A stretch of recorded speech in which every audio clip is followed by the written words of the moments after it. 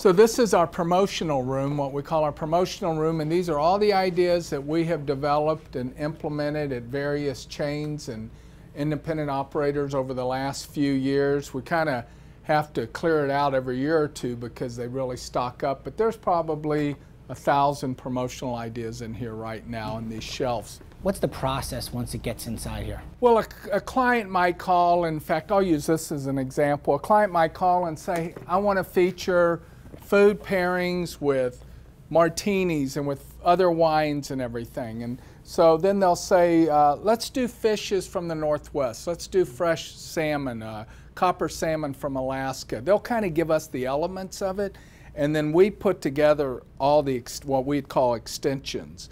And in this instance, this was for a hotel chain, and it's called Taste of the Northwest. So all throughout the United States, at this chain of hotels, upscale hotels, we rolled out Taste of the Northwest. And your first deal is that you'll sit in a brainstorming session, and they'll come up with all the elements and extensions, and we'll just sit there and go, well, if we're going to feature wines, this is going to be the Taste of the Northwest. Let's feature wines from the state of Washington, wines from the state of Oregon. Okay. We will call those wineries and say, we're going to do this program. We would like you to be part of the program. Can you make sure you have enough wine to supply all these hotels throughout the United States? So those brands are pretty happy to hear from you. You know, when there's definitely a New Zealand promotion or a Northwest promotion, or okay, now we're going to tie your Sky Vodka or Coors, they're happy to hear from you. Sure, because they're going to see, in our lingo, they're going to see boxes move, cases move, where they might be selling one case of Northwest wines in a particular city, let's say Chicago. They're doing this at the hotel. They might go through 10 cases in a month, 15 cases a month. Where did this passion for local, eat where your food lives, really come from? I swam all my life, and when I stopped swimming, I started to want to cook healthier for myself. I wanted to cook for my family. I actually wanted to have dinner at a dinner table instead of out of the microwave, which is where my dinner came, after my second workout of the day. And part of that, again, you look back and you kind of can piece it together, but I also, my grandmother's in Kansas and she did some really special stuff. She's Czechoslovakian. I wanted to carry on those food traditions. So when I was 17 and then 18, I went and worked with her in the summer and all this stuff. But in the end, when I said what I was going to do, I said, I'm going to open a restaurant. When I was 17, I'm going to open a restaurant, I'm going to change the way Houston eats. I didn't know what it meant then, and I didn't know what it meant for a long time.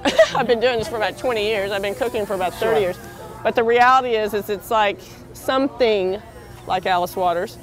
Those were some of my first cookbooks. By the time I had traveled around the world, I ended up in San Francisco and then was able to experience Alice Waters for the first time. It was all through books, and then I traveled and I was cooking everywhere, but then I came to San Francisco, it's like, oh. And then my parents called and said the recession's over. I came back to Houston, I opened a restaurant, and I've fumbled along for years, but it's never been just about cooking for people. It's always been about something else.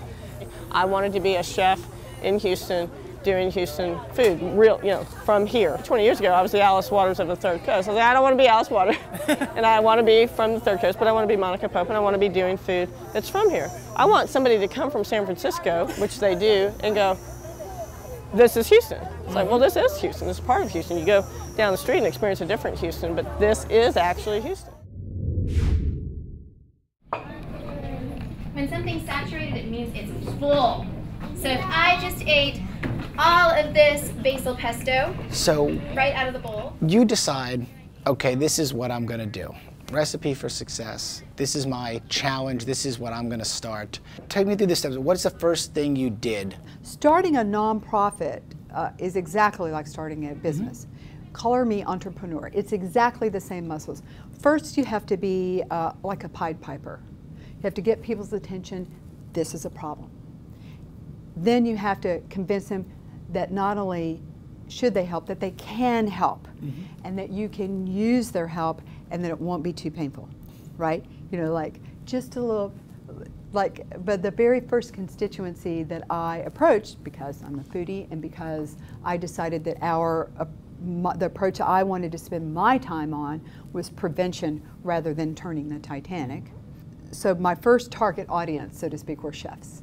I got a few key folks. They got it. I didn't have to explain to them what I was talking about. I just had to say, look, if I organize something like this, and if I make it easy for you to not just do this at your kids' school, but plug in, if I provide the infrastructure, you can just walk into a school and do this, will you do this?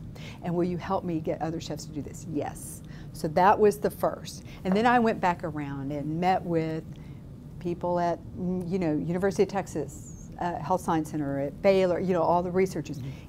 How does this plug in to what you're doing? How can we work together? Then at the time, Bill White was running for mayor, and the Whites are, we know them well enough that I was like, okay, this is what I want to do. What do you think? Can you help me open doors?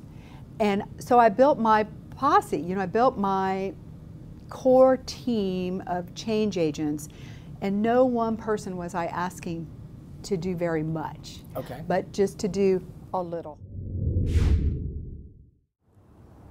Well, my dad always had an interesting, you'll know it, I quote my dad frequently. He always said, son, if you'll just treat people just based on the golden rule, it's amazing how that'll be a great thing for you. So I always try to treat people the way I would like to be treated, and the same way with clients. And eventually, if people understand that they're going to be treated fairly, and that you're going to listen to them, then it's fairly easy to build a business. What kind of person is a Sam Gaynor client? Well, a Sam Gaynor client, I sometimes say we've got everything from soup to nuts. We've got small people, we've got larger firms. Over the years, I've it's sort of grown by referral. It's amazing how much of what I do, if I look at the current practice right now, it's amazing how many times I can trace it way back to the nucleus of that original accounting practice that I bought for $150,000 in the late 70s, as those people would recommend someone else, and then they would recommend someone else. And that's the way it basically grew, principally by referral. So boating is obviously your passion. It's my love. Mm-hmm. And this is where we find you. The end of a week, end of a busy day. The stress level is there. This is where we're going to find you. This is where you're going to find me. Mm-hmm. Just out in the water by yourself. What? Or just up here, just walking around, looking at the boats and looking at this beautiful lake and just enjoying the scenery. It's so peaceful up here. What advice would you give to somebody just starting out in business? What are some of the lessons that you've learned over your career? The best advice I'd give them is work hard, but take some time off too, because all work and no play is not good, and all play is no work is not good. So find a balance for you, and everybody's different that way. I tell our salespeople that all the time. I say, if you work all the time, you're going to burn out. You've got to have an escape. And some people can work for a month straight and then take off for a week. Some people need to take off a day or two every week, and it's whatever works for you. But it makes you. I think it's very healthy to have private time. I know when I take off and relax, I think of things that I hadn't thought about that can help our business. And I used to wake up in the middle of the night in my earlier years and have a pad by my bed, and I'd write them down. Well, I never could read what I wrote at night the next morning. And so finally I got a tape recorder. And I set that tape recorder, and I'd wake up and I'd talk into that tape recorder. And the first 6 months I lost 2 secretaries because it made them work so much harder getting all the ideas I was throwing out on the tape recorder. And I still use that tape recorder every day. I dictate letters. Just anything comes to my mind that I think would help our business, I'll put it on our management agenda, and we as a management team will discuss it and come up with what we think will work. They throw a lot of my ideas out, but if we just get one good one, we're more ahead of it. What would you say?